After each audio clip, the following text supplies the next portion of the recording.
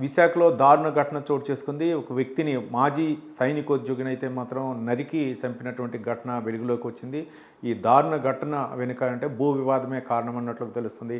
వేమిరెడ్డి అప్పలనాయుడు అనేటువంటి వ్యక్తి ఆర్మీలో రిటైర్డ్ అయ్యారు. అయితే అతను కాళ్ళు చచ్చిపడిపోవడంతో ఆయన ఈ రియల్ ఎస్టేట్లో కొంచెం చురుగ్గా వ్యవహరిస్తున్నారు. అయితే ఈ విషయంలో సంబంధించి గతంలో ఒక భూ వివాదానికి సంబంధించి 148 గజాలకు సంబంధించినటువంటి విషయంలో ప్రత్యర్థి రాము అతని మేనలుడు ఇద్దరు కూడా కాపు కాసి యొక్క హత్యకు పాల్పడిన నడి రోడ్డుపై తలను అలాగే మెడపై అలాగే చేతులను కూడా భాగాలను వేడి చేసి చనిపోయాడని నిర్ధారించుకున్న తర్వాత పోలీస్ స్టేషన్కి వెళ్ళి లొంగిపోయినట్లు తెలుస్తుంది. దీనిపై అయితే మాత్రం పోలీసులు చాలా సీరియస్గా ఈ దారుణ ఘటనతోటి ఒక్కసారిగా నడి రోడ్డుపై జరగడంతో జనాలందరూ కూడా ఉలిక్కిపడ్డారు. ఆయన వేమిరెడ్డి అప్పలనాయుడు అయితే మాత్రం గత 148 గజాలకు సంబంధించినటువంటి ఆ యొక్క స్థలానికి సంబంధించి కొన్ని రోజులుగా వివాదం ఉంది. రాము అనే వ్యక్తికి విక్రయించారు. అయితే రాము కొంత నగదు చెల్లించారు.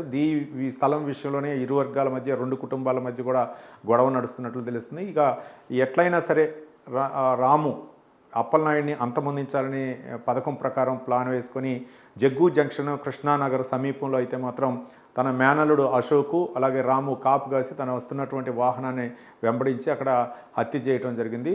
హత్య జరిగిన తర్వాత చనిపోయాడు రాము అని నిర్ధారించుకున్న తర్వాత దగ్గరలో ఉన్నటువంటి పోలీస్ స్టేషన్కి వెళ్ళి లొంగిపోయారు. ప్రధానమైనటువంటి కారణం ఏంటంటే ఆ భూ విషయంలో 148 గజాలకు సంబంధించినటువంటి లావాదేవీల వ్యవహారంలోనే భూమి రిజిస్ట్రేషన్ కాలేదన్నటువంటి కారణంతో వీళ్ళు రాము అశోక్ కూడా అప్పలనాయుడిపై దాడి చేశారనేట్టుగా తెలుస్తుంది. మొత్తానికి అప్పలనాయుడు భార్య తల్లి అలాగే కుమారులు ఉన్నారు. వాళ్ళు కూడా పోలీస్ స్టేషన్లో ఫిర్యాదు చేయడంతో పోలీసులు కేసు నమోదు చేసి దర్యాప్తు చేస్తున్నారు. ఈ దారుణ ఘటన ఒక్కసారిగా బహిరంగంగా జరగడంతో అందరూ కూడా విశాఖ ప్రజలు అయితే మాత్రం అందరూ ఉలిక్కిపడ్డారని తెలుస్తుంది.